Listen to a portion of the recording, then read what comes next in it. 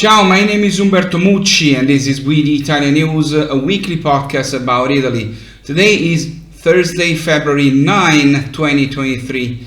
According to a recent study, despite the difficult macroeconomic situation, digital investment growth continues in Italy. 43% of companies will increase budgets for digital technologies this year, after the sharp increase in 2022, plus 4%, plus 2.1% in the ICT budgets of Italian companies of all sizes is estimated for 2023. The study also records the growth of collaborations in Italy between large companies and digital startups this year, with the latter increasingly emerging as a source of open innovation. 7 out of 10 large companies collaborate with startups or plan to do so in Italy. The economic crisis has paradoxically been a boost to digital investments in our country. 28% of Italian companies have taken the stimulus to accelerate them during 2022. The first concrete actions to implement the European Recovery Plan, which within it includes major investments in the area of digitalization, also came into focus. And digital innovation affects not only Italian businesses, but also citizens. With more than 6 million digital identities activated and more than 7 million electronic identity cards issued, the number of citizens using digital identity to access public and private online services continues to increase in Italy. In the past year, accesses via digital identity totaled more than 1 billion compared to 570 million in 2021. The Italian app to digitally access public services was downloaded over 32 million times at the end of 2022, a 117% growth over 2021. Last year also saw the acceleration of the use of electronic payments through the public platform. About 332 million transactions were made in Italy in 2022, with an economic countervalue of more than 61 billion euros. Speaking about innovation, by 2024, Europe's largest solar panel factory will be built in Catania, Sicily, using an innovative technology unique in the world. Initially, by combining two different technologies into one cell, the new solar panels will feature better performance than conventional technologies. Then, in a second phase beginning in 2025, an innovative technology will be implemented that will far exceed the state-of-the-art in photovoltaic cells in terms of efficiency, reaching over 30% while improving panel reliability. And talking about photovoltaic, it is interesting what is happening at the Pompeei Archaeological Park, where architectural constraints are being transformed by enhancing heritage and sustainability via the installation of solar panels identical to terracotta tiles that produce the electricity needed to light the frescoes. These photovoltaic tiles, called invisible solar panels, are made in Italy, built in Camisano Vicentino, a small Italian municipality of just over 10,000 inhabitants in the province of Vicenza in Veneto. Invisible photovoltaic panels can take over on the appearance of stone, wood, concrete or brick. Such a solution can be installed not only on roofs, but also on walls and floors. One of the effects of this digitalization is also that bank branches are disappearing throughout Italy. In 2022, banks closed 554 branches nationwide, a further 2.6% contraction from 2021. The number of Italians who do not have access to a bank branch in their municipality of residence is more than 4 million, almost 250,000 more than a year ago. These numbers are destined to grow. 6 million Italians residing in municipalities in which there is only one branch left are likely to be in the same condition soon. The phenomenon is not advancing evenly among different areas of the country. In 2022, the hardest hit regions were Lombardy, minus 3.6%, Lazio, minus 3.5%, Molise, minus 3.4%, and Friuli Venezia Giulia, minus 3%. Banks are effectively disappearing from entire regions. In Molise, municipalities without a branch are now 82%. In Calabria, 71%. In Piedmont, Valle d'Aosta, Liguria, Abruzzo and Campania, the figure is over 50%. The national average is 39.9%. Now, banks are about money, and speaking of money, with the funds of the European Recovery Plan, Italy moves in the European Union from contributor to net recipient.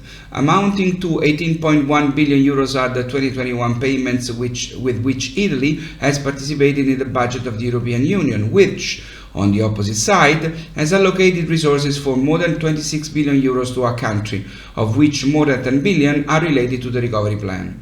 An overall increase of 129.2% that reversed Italy's position from that of a contributor to that of a net recipient on the European funds side.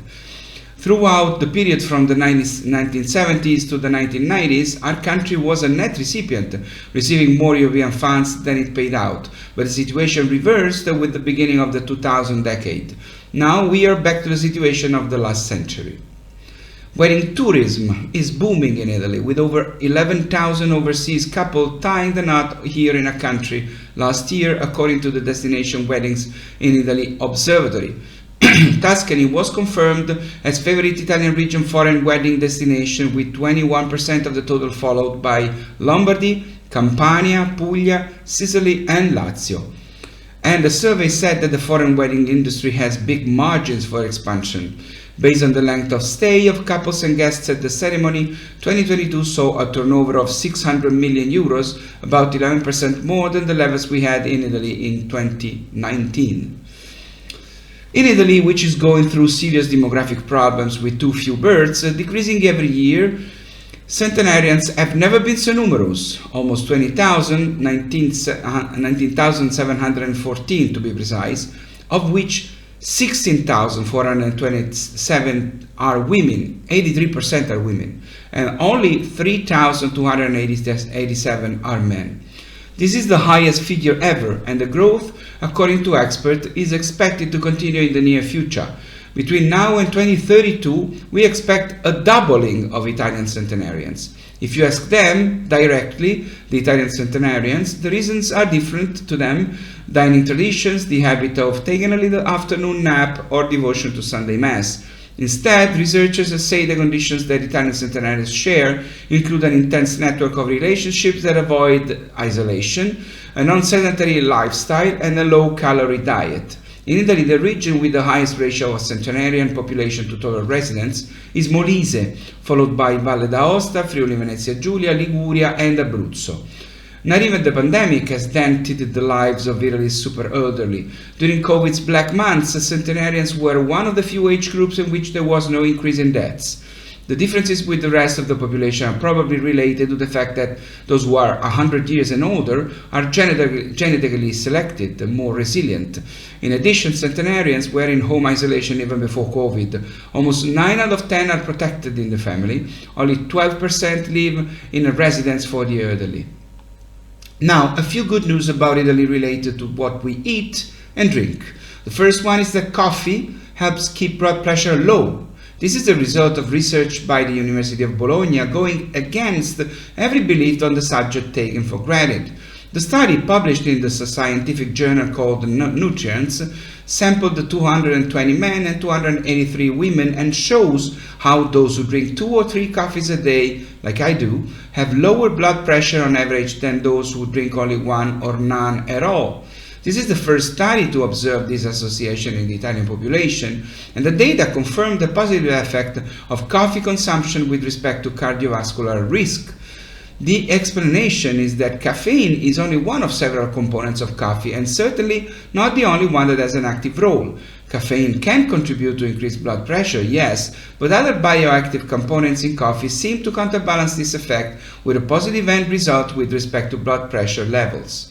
The second good news is that over a third of Italian people, 35%, have cut down on the amount of food they waste, according to Farmers Association Coldiretti. High inflation rates and soaring gas bills are among the factors driving the change, which is good for the environment as it means natural resources are better used. The third Italian good news related to food is that considering the whole of 2022, Italian food exports hit an all-time record of 60 billion euros. The king of Italian exports is once again wine, with a total value estimated close to 8 billion euros in 2022, thanks to double-digit export growth. In second place are pasta and other cereal derivatives, with an export volume exceeding 7 billion euros. Third are fresh fruits and vegetables, accounting for about 5.5 billion in export sales. Exports of extra virgin olive oil, cheeses and cured meat also grew significantly. Germany is still the main outlet market for Italian food exports, with sales up 13%, ahead of the US plus 20% and France plus 17%. And talking about buying drinks, another report says that Italy is the European country that spends the least on buying alcohol in household spending. This happens even though the drinking culture in Italy is quite widespread. Almost 1% of European GDP is spent on alcohol, the highest level of consumption in the world, driven mainly by Northern European countries where people also drink to defend themselves from the cold. Italy is below the European average. Probably the reason is that we Italians drink mostly in company and rarely all by ourselves, and we have many products, wine but also bitters and other spirits, that are good but also not that expensive. It's all for now, it's all for today. Once again, my friends, please stay safe and take care. My name is Umberto Mucci. This was We the Italian News. I'll see you next Thursday. For now, ciao from Rome.